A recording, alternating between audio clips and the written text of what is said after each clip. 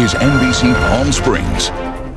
Good evening. Thank you for joining us tonight. I'm Gino Lamont. And I'm Sarah Sanchez. Coronavirus cases soar across the country, and now American communities are anticipating a surge at their morgues and are requesting additional refrigerated trucks. And the unemployment numbers from last week are out, just as the extra $600 a month is set to run out. If Congress doesn't come up to a solution, up to 23 million Americans could be evicted from their homes by the end of September.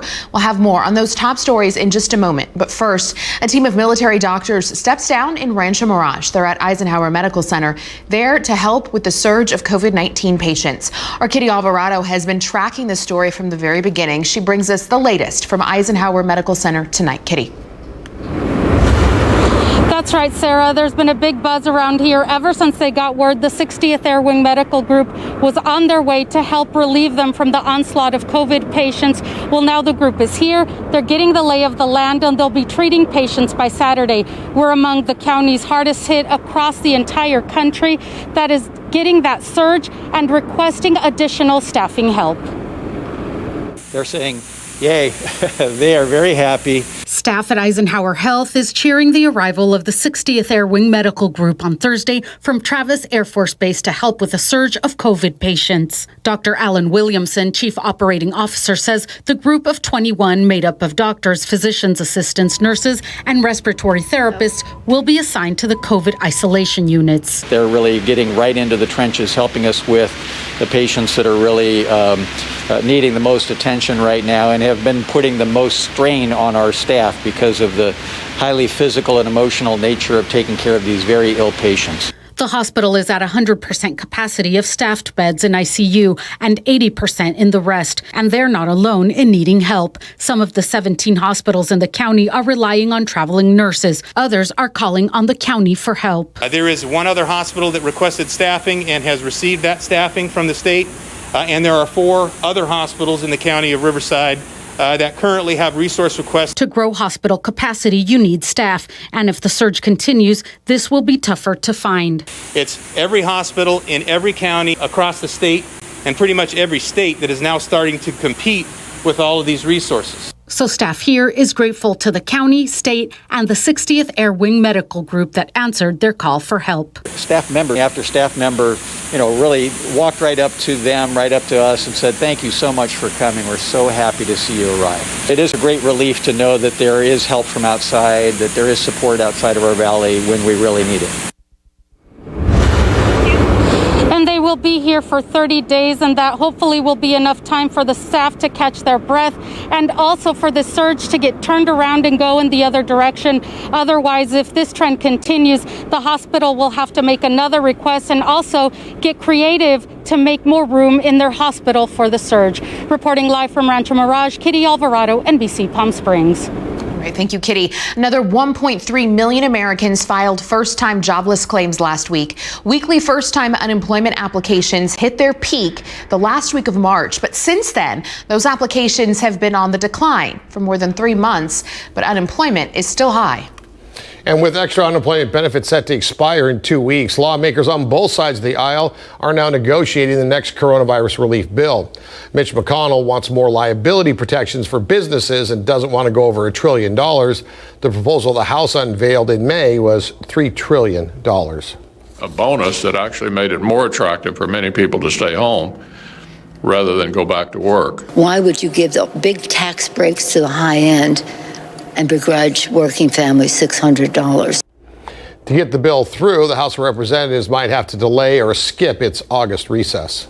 Small businesses, restaurants, and the tourism industry are all suffering from the pandemic. But there's one sector that's booming in the Coachella Valley, and that's the housing market. Real estate agents say homes are being snatched up faster than ever before. Olivia Sandusky is live now from Palm Desert with more on the current market. Olivia. Sarah, and home sale levels in July actually surpassed that pre-pandemic level. So we've hit that mile marker. Now, commercial real estate still lagging a little bit. Those agents tell me as long as we see home buying continue to grow, it should help their side as well.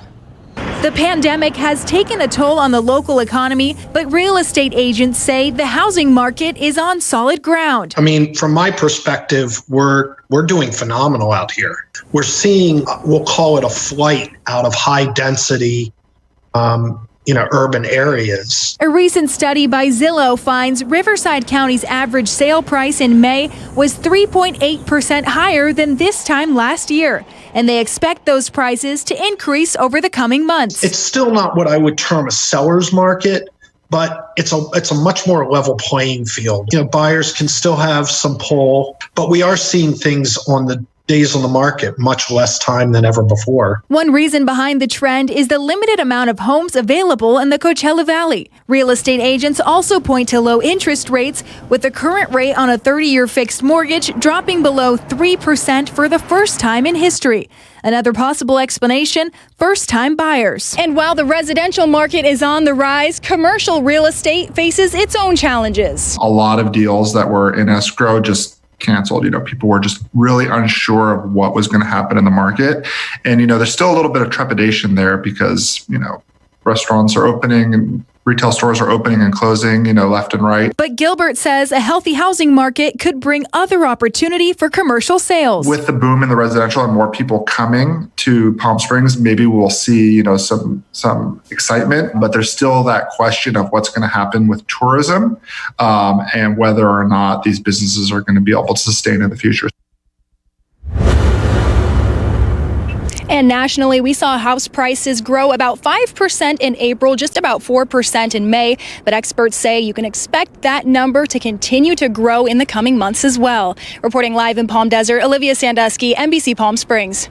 All right, thank you, Olivia. The average home price in the Coachella Valley sits at well over $400,000, and that market is not accessible for everyone. And with that strain on the housing market, it's also affecting renters.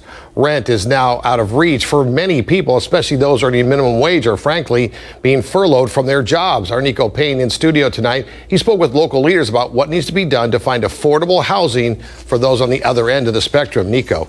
Yes, good evening, Gino. The Riverside County Board of Supervisors created the fund with their Federal CARES Act money with the goal to help up to 10,000 households by December. But some say that is only a short-term solution.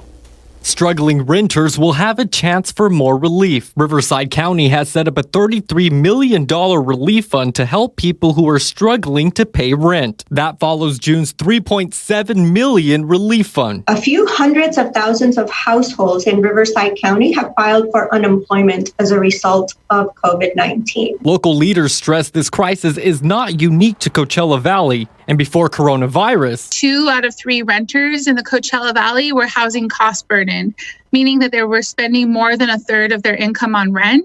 And what we see now during COVID is really an economic collapse where so many folks who were spending the bulk of their incomes on their homes and on rent are really struggling to be able to stay in their homes. The fund is the largest per capita contribution of a county to renters, but the Fair Housing Council of Riverside County is calling it a short-term fix. Really what these funds are for is to help people get caught up on their rent. There's a lot of people that are not going to get that assistance. If you don't qualify for that assistance to bring your rent current, we're going to have even more people who are homeless because they're not going to be able to catch up on that back rent and pay their current rent once all the eviction moratoriums are fully lifted. County leaders acknowledge the fund assistance is not a long-term fix and anticipate more funding. Yes, there's resources that are available right now.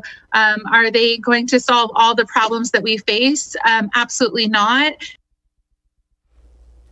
And for more information on how to apply for fund assistance, you can dial 211 or head to our website, NBCPalmSprings.com. Reporting in studio, I'm Nico Payne. Hi, thank you, Nico. There were 806 new cases here in Riverside County today, 8 new deaths. For some perspective, take a look at this graph from Riverside County Public Health. We set a new daily case records multiple days over the past week. This week, our daily case numbers have not been quite as severe, but still way too high. This graph tracks the number of daily tests in the county and how many of those are positive. The most recent data confirms our positivity rate is around 17%. That means 17% of people tested in the county were positive for COVID-19. And finally, a look at the trajectory. You can see about a month ago, it looked like we were on our way to flattening the curve, but the county reopened, and as you can see, the confirmed cases skyrocketed and continue to do so on a daily basis. Well, the last local school district to make a decision on what will happen in the fall might be making a decision tonight. Coachella Valley Unified School District will decide tonight what the new school year will look like. The district is reviewing several models, including distance learning, a hybrid model, and a modified traditional model.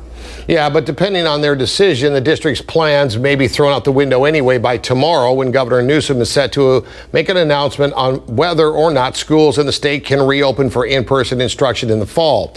Many counties have already voted to begin the school year online, except Orange County's Board of Education voted to have the kids back in school with no masks or social distancing. It all may be moot, depending on what it is the governor says tomorrow at noon, which of course you can see live right here on NBC Palm Springs. Well, the weather is July. Mike Everett in for us tonight to talk about the AccuWeather forecast. It's very July out there, Michael. It feels very July out there. You know, those technical terms really confuse people. Well, let's just break it down. You know what? We were actually pretty darn good today. Very similar to what we saw yesterday. 108 is the 30-year average for today's date. 109, once again, exact same situation that we were in yesterday. And once again, temperatures in the overnights coming in 1 degree below the 30-year average. 78 is the norm for this time of year. And if you want to be thankful for something, 120 degrees is the record for today's date. We did it in 1998. We did it in the 60s, and we also did it in 1925. So to be 11 degrees below that, that's something to be grateful for. 57 is what we achieved in the overnights back in 1940. We were nowhere near that, but still, I'll take 1 degree below average any day of the week. Neighborhood weather right now shows us still at our high, 109 currently at Palm Springs International. We had that easterly push coming in through most of the day. That has now switched around to the north. We'll switch to the northwest this evening, get up to about 15, 20 miles an hour, 25 in our more wind-prone spots, and 11% humidity. Again, I'm very pleased with this day. It's going to warm up going into the weekend. High pressure builds. In fact, it's going to take us into the wow range this weekend. We'll see those numbers come down next week, but it could be replaced by some monsoonal flow. We'll talk about the whole story coming up. All right, thanks, Mike. The Trump administration tells hospitals to bypass the Centers for Disease Control and send their COVID-19 data directly to D.C. But some of that data has disappeared from CDC's website already. Facing criticism for shielding that data from public view, the Department of Health and Human Services reversed course and told the CDC to put those numbers back online so the public can see them. Hard-hit counties in Arizona and Texas are preparing for the worst by bringing in refrigerated trucks as morgues fill up. Arizona's Maricopa County has ordered more than 4 portable coolers because their morgue is now at surge capacity. A similar situation is happening in Texas. Some counties and cities have secured several refrigerated trailers to store bodies until they can be released to funeral homes. More states are now mandating masks. Arkansas and Colorado now have statewide orders, but Georgia's governor is explicitly banning cities and counties from ordering the people in those cities and counties to wear masks in public. And the governor of Oklahoma is the first governor to have tested positive for COVID-19. Even still, he says he will not be mandating masks in his state. The UK, the US, and Canada accuse Russian hackers of trying to steal information from researchers seeking a coronavirus vaccine. These governments are now warning scientists and pharmaceutical companies to be alert for suspicious activity. These hackers could be linked to the group that's believed to have interfered in the 2016 U.S. election. Coronavirus coverage brought to you by East Valley COVID-19 testing site, serving residents of eastern Coachella Valley. You want to see my papers? Yes. Your immigration? Yeah. Your papers, Mariposa. Coming up tonight, 6 o'clock, a landscaper at an apartment complex tells us his story after a woman he says a woman confronted him while he was on the job. And she started harassing me. I kind of started getting mad because, I was just doing my work. I had never said anything to her. For her to just come at me like that, asking me for my papers, my legal status. Yeah, we have the exclusive video of the encounter. Our Regina Urito. Well, that full story tonight at 6 o'clock. It all happened right here in the Coachella Valley. Coming up, the latest development in the heartbreaking case of Gabriel Fernandez, the young boy whose parents tortured him because they believed he was gay. That story's ahead. Plus, the link between your air conditioner and COVID-19. We'll take a look after the break.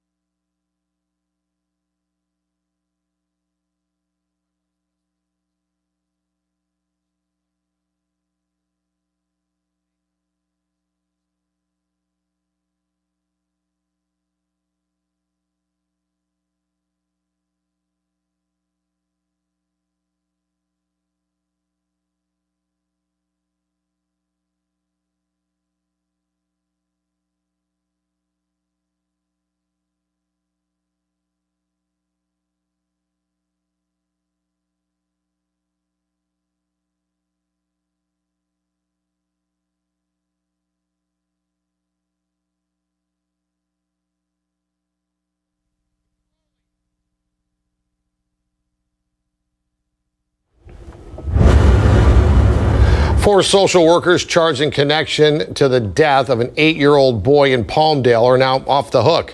The social workers each face 1 felony count of child abuse and 1 felony count of falsifying public records in the case of Gabriel Fernandez.